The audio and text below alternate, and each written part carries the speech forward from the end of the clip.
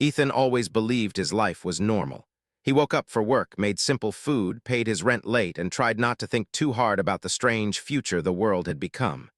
Aliens now lived on Earth. That alone should have felt unreal. But after 2 years, it had become normal. Too normal.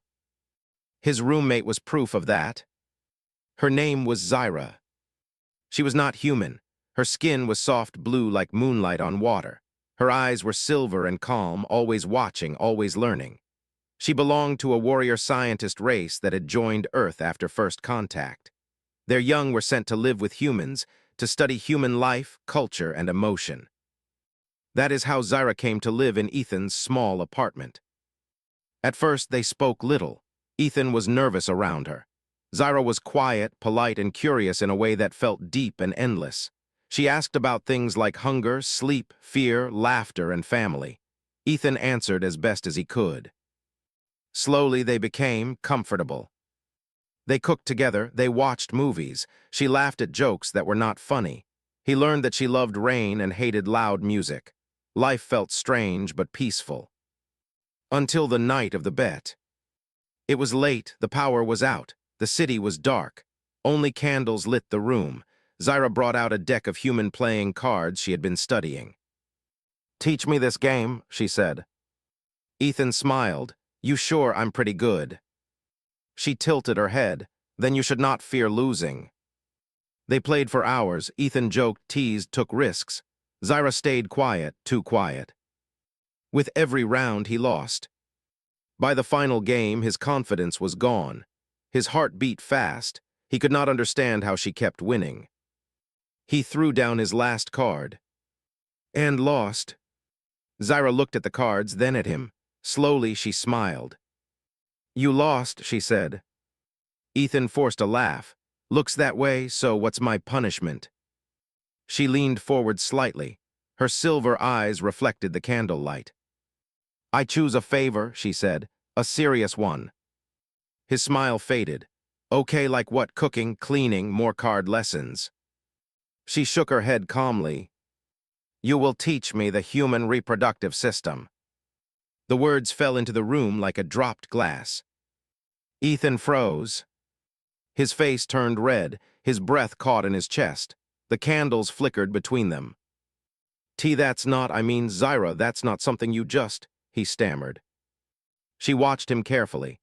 "Your heartbeat increased, your face temperature rose, this subject causes distress." "It's not distress, it's just awkward." "Awkward means important," she replied simply. Ethan stood up and paced the room. "You can't just ask that, that's private, that's personal." Zyra's voice was calm, but her words were heavy. "My people study all intelligent species. We understand war, death, energy, time, but your method of creating life is different." He stopped packing. "Different how?" She lowered her eyes. "Your life is born from emotion, from choice, not from command." Ethan felt something deep shift inside his chest. She did not sound curious. She sounded uncertain. "I lost a bet," he whispered. "You gave your word," she answered. Silence filled the room again. Ethan looked at her, not as an alien, not as a scientist, but as a being standing alone in a strange world, trying to understand something her people never taught her. "I don't know if I can teach this," he said honestly. Zyra stood up. "Then teach me what you can." Their eyes met. In that moment, Ethan did not know it yet, but that single foolish bet had just placed the future of two worlds on his shoulders. And neither of them was ready for what it would cost. The next morning, Ethan woke up with a pounding headache. He had never felt nervous about teaching before, not even in school. But today, his heart beat like a drum he could not control. He had to teach Zyra about something humans barely spoke of with strangers. And now, Zyra was his student. She sat at the small kitchen table, her silver eyes fixed on him. Her long fingers tapped lightly on the surface. She did not speak, but the quiet demanded an answer. Ethan rubbed his temples. "Okay," he muttered, "let's start with the basics." Zyra tilted her head, waiting. The wordless patience of her gaze made him sweat. He cleared his throat. "It starts with cells, reproductive cells. The male has sperm. The female has eggs. Zyra leaned forward. Explain their purpose. Ethan swallowed. They combine to create life. Her eyes narrowed, like a scientist observing a new formula. Why is it necessary to combine cells from two humans? Ethan hesitated. Because it creates diversity, strength, and because humans feel something called love. Zyra blinked slowly. Love, how does it affect life creation? Ethan sighed, running a hand through his hair. It motivates humans, it makes them care, it gives meaning. Without it, reproduction is just mechanics. She wrote this down, every word, every hesitation. Ethan felt exposed. He was explaining the most personal, sacred part of human life to someone who didn't experience the same feelings. And yet, Zyra was not judgmental. She was absorbing, calculating, trying to understand. The lesson continued. Ethan spoke about hormones, cycles, pregnancy, and birth. Zyra asked questions he had never thought about in such depth. Not questions about the biology, but the meaning behind it. Why do humans risk their lives for children? She asked quietly. Why do they endure pain willingly? Ethan swallowed hard. He had no good answer. Because it matters, because life matters, and because humans choose to protect the next generation. Zyra paused, her eyes softened. Choice, she repeated. That word does not exist in my people's lives. We are assigned, we do not choose, we obey, we follow. Ethan froze. He had never realized how human reproduction, something he had always taken for granted, was tied to freedom, to choice, to love. He looked at Zyra and suddenly the words felt heavier, more powerful than he could have imagined. She tilted her head. Then you are telling me humans do not just reproduce to survive, you do it because of emotion. Yes, he whispered, because we care. Zyra's silver eyes reflected a flicker of something unfamiliar, wonder maybe, or longing. Ethan could not tell. He realized this lesson was no longer just about biology. It was about culture, about freedom, about what made humans human. The hours passed. Ethan explained the stages of life, the bonds of family, the importance of nurturing, the fear, the hope, and the courage that humans carried when bringing new life into the world. Zyra absorbed every word. She did not laugh, she did not judge, she only listened. At one point, Ethan paused. He was exhausted. Why do you need to know all this? He asked quietly, almost afraid of the answer. Zyra looked at him. Her gaze was steady, but her voice was soft. Because I do not understand choice. I do not understand risk. I do not understand why a being would endure suffering willingly. I need to know why your people are so strong. Ethan blinked. His throat tightened. He had never thought of humans in that way, strong because of love, strong because of choice, strong because they suffered for what they believed in. And here was Zyra, an alien, trying to understand that strength. For the first time, he realized teaching her was not punishment. It was revelation. He was showing her what made humans remarkable, not just their bodies, not just their biology, their hearts. By the end of the day, Ethan was exhausted, emotionally drained, but something had shifted.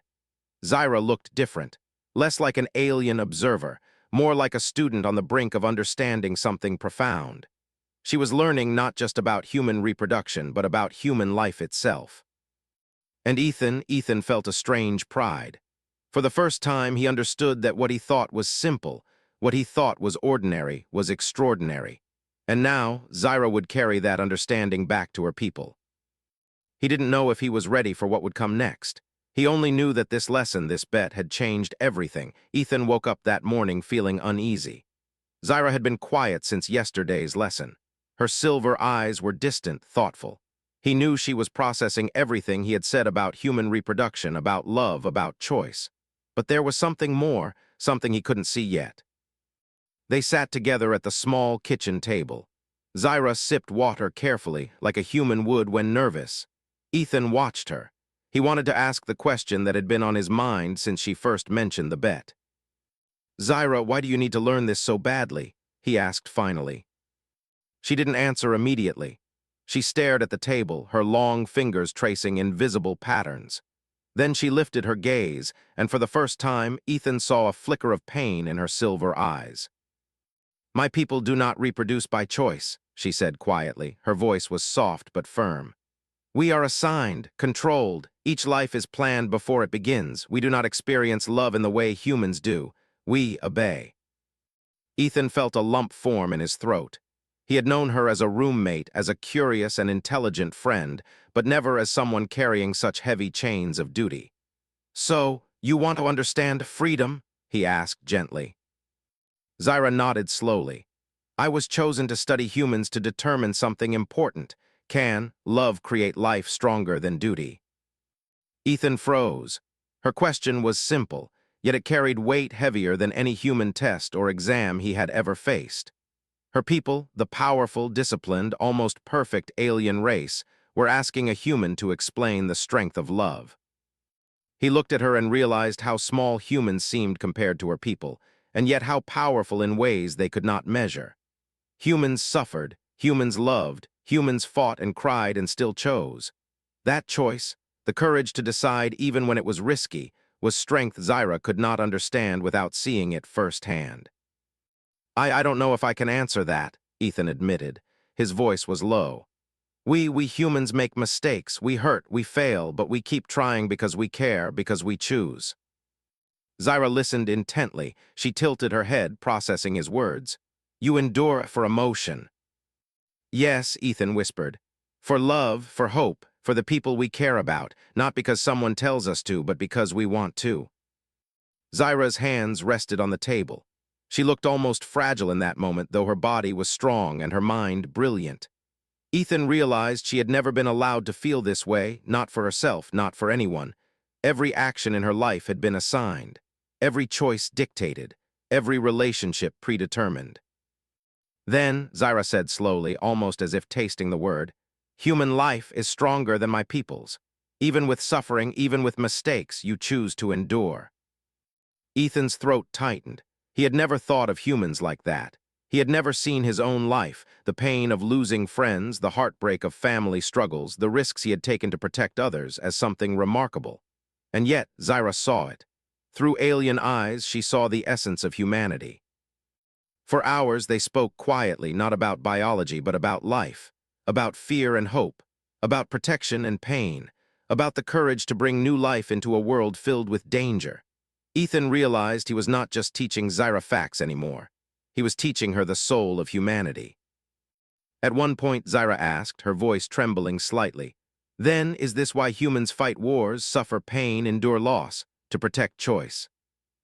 Yes, Ethan said, his eyes moist. Because life without choice is not really life. Choice makes us human. Love makes us human. Zyra remained silent for a long time. Then she whispered almost to herself, I wish I could choose. Ethan reached across the table, lightly touching her hand. Maybe one day you will. For the first time, Ethan felt the weight of responsibility not as a teacher, but as a witness to something bigger. Zyra's desire to understand human reproduction was not just curiosity. It was rebellion. It was longing. It was the hope of a being raised without freedom, trying to grasp the one thing her people had never allowed: choice. And Ethan knew in that moment that this lesson was no longer about cells or biology or even life itself. It was about freedom, about love, about the courage to create something worth living for. Zyra's silver eyes glimmered, reflecting both understanding and sadness. She had begun to feel what humans felt: vulnerability, hope, and the longing to decide for oneself. And Ethan knew that what started as a bet, a silly loss in a card game, had grown into something far more significant, something neither of them could have predicted. The air between them was heavy with unspoken truths, and deep inside, Ethan realized this lesson would not end in a simple explanation. It would continue. It would change them both, and perhaps in ways he could not yet imagine it would change the world. Days turned into weeks, and the lessons grew deeper. What had begun as a simple explanation of human reproduction now evolved into discussions about life itself. Ethan found himself standing at the edge of emotions he had never explored. Zyra, once a quiet observer, was becoming a student of humanity in the truest sense. And with every answer, every story he told, he felt the weight of responsibility pressing down harder. One evening, the city was quiet. Rain tapped softly against the windows. Ethan tried to organize his notes, but Zyra had other plans. She sat cross-legged on the floor, staring at him intently. "I want to understand more," she said softly. "Not just the biology, the choices, the feelings, the consequences." Ethan swallowed. His voice trembled slightly. "Zyra, some of this, it's not just facts. It's human emotion, pain, joy, love, regret. You can't just study it like chemistry." Her silver eyes softened. "I want to try." He sighed. "All right, then listen carefully." He told her about the first time a human experiences loss, about fear and responsibility, about the weight of protecting another life. He spoke of parenthood, not just the act of having a child, but the countless decisions, sacrifices, and sleepless nights that define it. He explained how humans endure suffering willingly, not because they must, but because they choose to. Zyra listened in silence. Her gaze was unwavering, yet Ethan sensed a storm inside her mind. She absorbed every word not as a scientist, but as a being confronting a world she had never known. Then the first sign of conflict arrived. The Galactic Council sent a message to Zyra's communicator. The soft hum of alien technology filled the room. Ethan had never seen her flinch, but now her hands shook. "My evaluation, they demand results," she whispered. Her voice trembled. "I must return, they need a final report." Ethan felt panic rise in his chest. "Return? Zyra, you've just begun to understand. You can't leave now." Her eyes glimmered with fear. "If I do not obey, my people will punish me. They will erase my assignment, my privileges, maybe even my freedom." Ethan's heart sank. He realized the stakes were far higher than he had imagined. This was no longer a simple lesson. Zyra's understanding of humanity, the insight she had gained, could challenge the foundations of her people's society. But the cost of defiance could destroy her. I don't know what to do," he admitted. She shook her head slowly. "You cannot decide for me. You can only teach. I must choose my path." And that was the conflict. Zyra was caught between two worlds, the disciplined, controlled life of her people and the chaotic, emotional, beautiful life of humans. She had begun to feel love, empathy, and freedom, concepts foreign to her species. Yet leaving meant betrayal, staying meant defiance. Over the next days, Ethan tried to prepare her. They spoke of love not as a feeling, but as a force, of choices that carried consequences, of courage that transcended orders. He told her about humans' mistakes, their regrets, and their capacity for forgiveness. Zyra listened, sometimes nodding, sometimes silent, always absorbing. But the closer the deadline approached, the more Ethan saw her struggle. She paced the apartment, unable to sleep, her eyes reflecting a storm he could not calm. Every lesson became a mirror, showing her what she could never fully have under her people's rules. Every story about family, care, and human connection cut her with longing. One night she spoke quietly, almost to herself. "Why do humans suffer so much and still choose to endure?" Ethan knelt beside her. "Because we believe it matters, because we have the choice to make it matter. That choice, that freedom, is stronger than any order, any command, any rule." Zyra's hands clenched. I want that, but they will not allow it." Ethan felt his chest tighten. He wanted to protect her, to shield her from the orders of an entire civilization, but he knew it was impossible. All he could do was teach, guide, and hope she made the right choice. The conflict was no longer academic. It was personal. It was emotional. It was a battle between duty and desire, obedience and freedom, alien law and human choice. And Ethan understood with a sudden clarity that this lesson, this bet, this journey, had become something far greater than either of them had imagined. For Zyra, the decision would define her life. For Ethan, it would define what it truly meant to be human. And neither of them could escape the consequences. The morning sunlight spilled across the apartment, but Zyra barely noticed. Her silver eyes were distant, lost in thought. Ethan watched her from across the room, his heart heavy. The message from the Galactic Council had arrived. She had to complete her evaluation, and that meant witnessing human life in its most raw, most intimate form, a birth. Ethan's sister, Leela, had been expecting for months, and he had arranged for Zyra to accompany him to the hospital. He hesitated at the thought. This was not a typical lesson. This was life in its most vulnerable state. But he had promised honesty. He had promised to teach. And Zyra wanted to understand, more than anything, why humans endured, suffered, and still chose to create life. The hospital smelled of antiseptic and hope. Nurses moved quickly, machines hummed softly, and outside the room the city continued unaware. Zyra's hand trembled slightly as Ethan guided her to the observation area. She had seen simulations, studied human data, and memorized biology, but nothing could prepare her for this. Inside the room, Leela gripped her partner's hand, breathing steadily through the pain. Ethan could feel Zyra stiffen. Her gaze was wide, unblinking, as she observed every contraction, every moment of struggle. This was life being fought for. This was choice being tested. Hours passed. Zyra's silver eyes glimmered with something Ethan had never seen: empathy, awe, and sorrow all at once. She leaned closer to him, whispering, "The suffering, it is so much." "Yes," Ethan said quietly, "but they endure, they choose to endure, because the life that comes from it is worth it." Zyra watched as Leela's face twisted in pain and then softened in relief when the baby finally cried. The tiny life, pink and fragile, opened its eyes and let out its first sound. Zyra fell to her knees, her hands covering her mouth, her shoulders trembling. "They choose," she whispered, tears running down her cheeks. "Even with this, they choose."